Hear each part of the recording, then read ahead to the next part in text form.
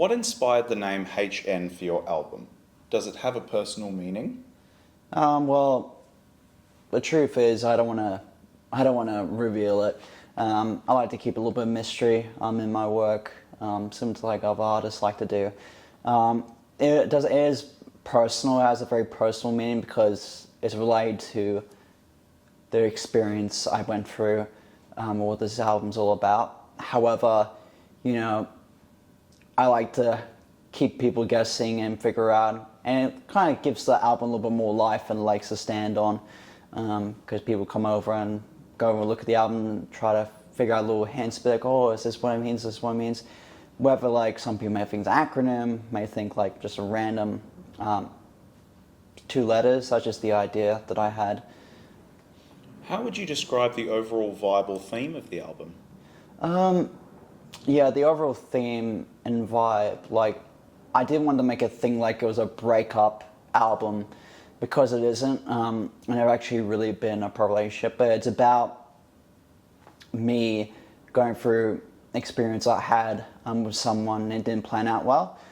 So the overall theme, I would say it's fairly melancholy, and a little bit sad, but at the end, I want to give the overall message that, you know, you may go through a period where you feel everything down, you feel down after things not going well with somebody, whether it's like a colleague or somebody, you know. But at the end of the day, you know, things can look up. So main themes, melancholy, but also, you know, positivity and looking forward. What would you say was the most challenging part of creating this album? The most challenging part was, you know, it's a little bit hard to discover because I can't really just explain the process, because it's very much, you know, organic in the sense that I'm in my car, melody comes to my head, and then I've got to figure out how to use that melody for a song, like what instrumentation, all that stuff. I guess the hardest part was, you know, putting everything together, the lyrics, the melody, and what instrumentation I'm going to have. So the hardest part really was, I guess, the production process and the mixing, making it sound like the way I wanted to make it sound. And especially since my first album, that was a little bit challenging.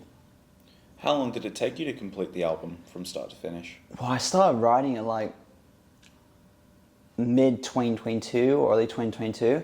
And that was just a random bunch of lyrics I wrote every now and then, driving around just writing random crap. But I think, you know, so roughly it took me around 3 years for this whole album to be released. And I'm very happy with the outcome. There are some songs I didn't release, some things I didn't put in it. But, you know, overall I'm very happy with the outcome. You're My Girl. What's the story behind this dance pop tune? Was it inspired by someone specific? Well, that song is very heavily inspired by, I think, George Michael's song Amazing. It had a very, like, poppy dance, uplifting tune. And I didn't want this album, like I said, one of the things was melancholy, but I didn't want it to be all sad and depressing and make people think, oh, look at this guy, he's just talking about how sad his life is. But everyone experiences that every now and then. But I wanted to have songs in there that put out some positivity and some optimism, I guess. So that song was very much, not necessarily inspired by previous experiences that I had. Like I said, I never had a relationship with a proper girlfriend before, but it's, you know, it's just about really being optimized, being optimistic of the future that you're gonna have, whether it comes to relationships or whatever. But mainly that song's about relationships. So I'm finding the person you love and someone who brings depth into your life. The Angel That I Loved. What's the backstory of this emotional track? How do you connect with it? That one was pretty emotional. That was actually one of the first song I wrote for this album that I ended up putting in the album. It was very much a very personal one for me, because it was about, you know, kind of links to the album, kind of not, because, you know, this whole album isn't necessarily about just one single person. It's about really me falling out with somebody back in the day that I really liked, but things didn't go wrong. Things went a little bit, I don't know the word to say, it just didn't end well. But then later on, we kind of connected again, and things got a little bit better, and I'm still talking to this day. So this album was very much about, you know, me, about everybody's experience. I think they have a falling out with somebody, but then later on, things kind of come together.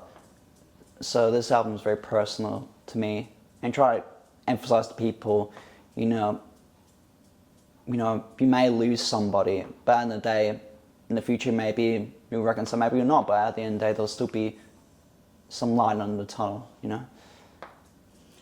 Now, Goodbye, this track, is that a farewell to someone specific? Maybe the person we just talked about? Or is it something else? How does it conclude the album for you? Well, because this album's all about... I added audio skits in this album as well, because, you know, I wanted to make it clear what type of story I was trying to tell. And the track Goodbye was, I thought, the perfect way to end the album. And it was inspired by George Michael's Patience song that's very piano-based.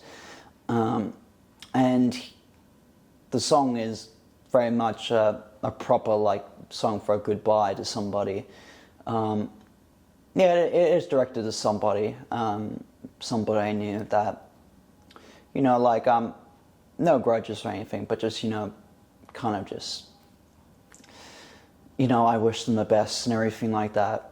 But, you know, it was kind of like a, you know, a proper point to put out and say, like, you know, I enjoyed the time we had and everything, but, you know, we wish the best, but I know things are over and we'll see how things go.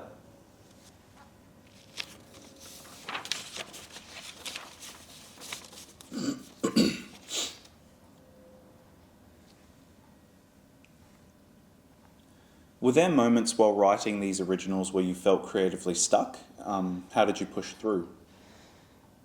I can't remember when any time I was creatively stuck. Again, I can't really explain it. The songs just kind of wrote themselves, you know. But there were possibly times where I was like, I created some demos for some of the songs. For example, Superstar, I did a demo of that, and, you know, I wasn't really happy with it, and I didn't really like how the piano sounded, so I kind of changed up the instrumentation for that to make it sound more, not to say organic, but more like, you know, like R&B, the R&B piano natural sound, kind of similar to like the song that I'm inspired to it. And so stuff like that, you know, changing instrumentation, like how the chord pans happen, how the chords are played. Not necessarily stuck, but just kind of hearing what I had previously for the demos, like, okay, I can improve on this further. And then it wasn't necessarily stuck, but just kind of revising and improving stuff. What's your favourite lyric from one of your original songs, and why? I think... That's tough. I can't really say I have a favourite. I'm proud of all the lyrics I wrote, really, so I can't really answer that with, like, confidence, you know, saying this is my favourite, this one's not my favourite. You know, it's kind of hard for me to say, so I don't really have a favourite lyric. Which of your originals do you think will resonate most with listeners, and why? I think... That's a tough one. I think The Angel That I Loved will be probably the one that people resonate with the most, because whether you're a man or woman, gay or straight, anything like that, we all go through a period where we like somebody deeply, we like have feelings for them, and whether it's your fault or not, things don't work out. And you kind of feel like, you know, I love this person. They were so important to me. And, you know, when that doesn't work out, it sucks and it makes you hurt. It makes you feel bad. And, like, you go through a state of melancholy, you know. But at the end of the day, that's not the end. And there's always optimism at the end of the tunnel. And sometimes, that person comes back and you actually start to connect with them. Maybe just a friendship, maybe more. But I think The Angel I Love definitely is probably the song that will resonate with people the most. You covered George Michael's Too Funky and Michael Jackson's Love Never Felt So Good. What do these songs mean to you personally? And how did you put your own spin on these iconic tracks? Well, the reason I chose those two songs was mainly just because I love them. I think that they're both great artists and so inspiring to me, especially George Michael nowadays, for specifically this album, inspired so much of it. But I think that, I chose them really because I definitely heard, especially Too Funky, I knew I could do it a little bit differently, not completely different, but differently in the sense maybe change the notes here and there, like some of the instrumentation, some lines and all that, the phrasing.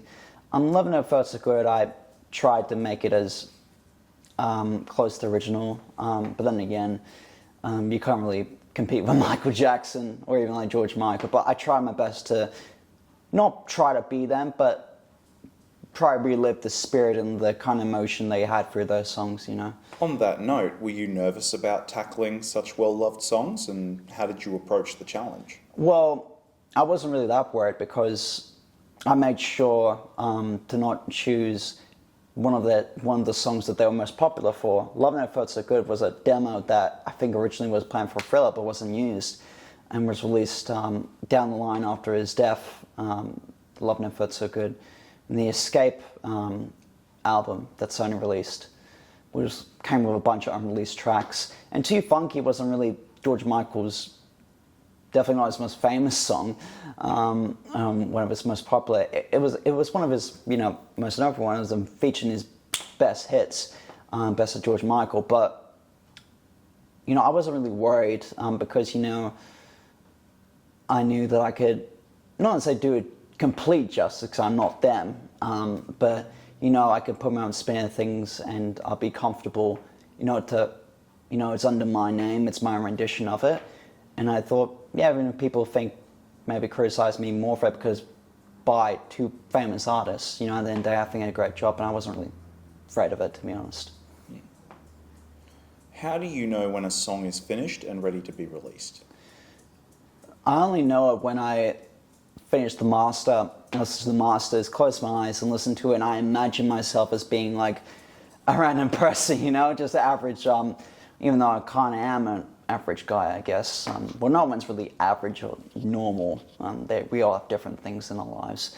I just can't close my eyes and I think to myself, is that somebody I can, respect and hang out with and appreciate the music?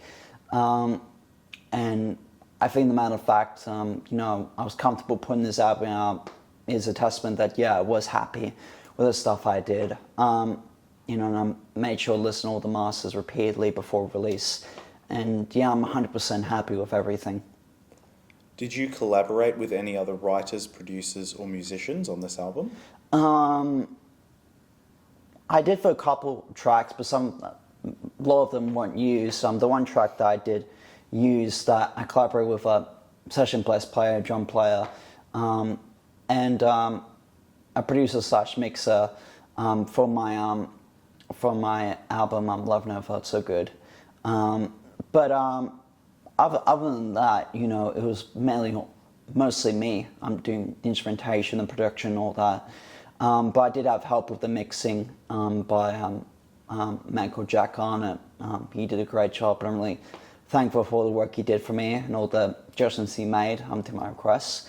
And, I also worked with a guy called Sam Beckley, who's a audio and mastering engineer in LA, and he did a great job as well. And I'll probably work with them in future projects, honestly. But they did a great job, and the session players for a couple of tracks that helped me out, they did a great job as well.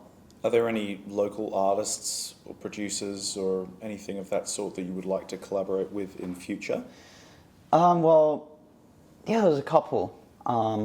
I'm thinking about the bigger picture here and the top dogs, but obviously I'm a pretty low down the pecking order currently. But obviously you got to start somewhere. I think J.I. D'Agostino, she's a very good singer in Perth, and I really like her voice. I like the work she's done, and I would like to hopefully do a song with her potentially in the future. Other than that, I could probably work on a track with Jack. If Jack on it, I think he's done a great job with that. But other than those two, I'm not entirely sure. But yeah, those are the two people I definitely would like to work with in the future, and the session players I work with for my album. You mentioned a light at the end of a tunnel. Would that be the big takeaway from this album for the audience or listeners, or do you think there's another meaning that they could take from this album, a preferred one? Well, yeah, I want them to think that, because as much as this album is very much melancholy and kind of, sad in the way of because it's about the experience I went through, that was kind of a dark period, not completely dark, but upsetting period in my life. I want people to know that, especially people, not just guys, but girls who are probably going through a period of being single and, feeling like nobody would be interested in them and all that type of stuff. I want them to know that, I've gone through it. I'm sure you've gone through it. Everyone's gone through it. Them not being loved or having feelings for each other. Someone not having feelings for you the same way that you might for them. And I want them to know that, there's always light in the tunnel, or is somebody out there that will be able to give you that love and show you the love that you deserve and feel. So I want them to think that, definitely, and not take away from this album everything is sad, life is terrible, blah blah blah. Some people may think that by listening to this album, but I want them to know that they're not alone, and everybody's goes through the same thing in life, and not everyone's going to like you. You heard it here, folks. Courage and hope in the face of unrequited love. Do you have any rituals or habits that help you stay creative? Well, yeah, I got a lot of books that I write lyrics in. I know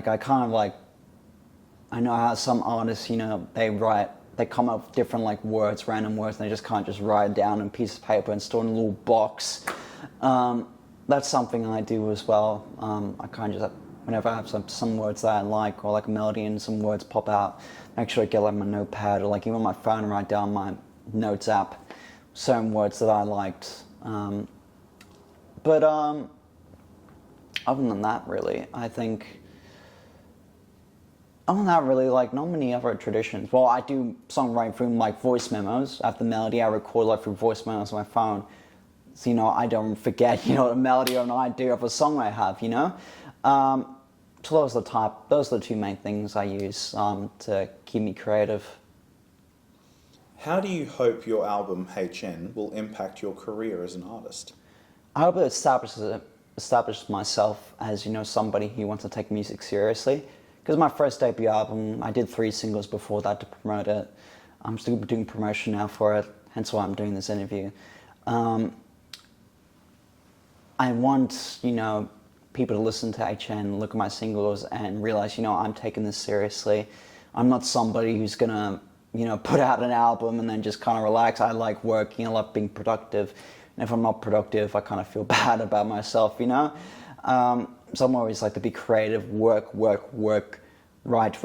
produce, record, So I want many people to take away this album when it comes to my career. They're I have full intention of going full steam ahead, baby, and going all the way down to the sunset. But yeah, we'll see how it goes. But that's what I want people to. That's a good lead into this next question. What's next for you after the release of this album? Well, I'm not going to reveal too much, but I'm working on a deluxe version of this album. A few more songs will be added to it. Maybe some a cappella stuff as well. A cappella tracks for the extra stuff. But yeah, other than that, I don't want to reveal too much. I'm working on my next album as well. I already started working on that before this HN released. So I'm working on that, but I'm not going to reveal too much yet. All right, mum's the word. What's your go-to snack or drink during late night studio sessions? I'm a pretty boring person. No alcohol. Yeah, no alcohol. No fast food, really. I don't really eat fast food. Mainly just a protein shake, really, before I go to bed. That's pretty much the main thing, just water.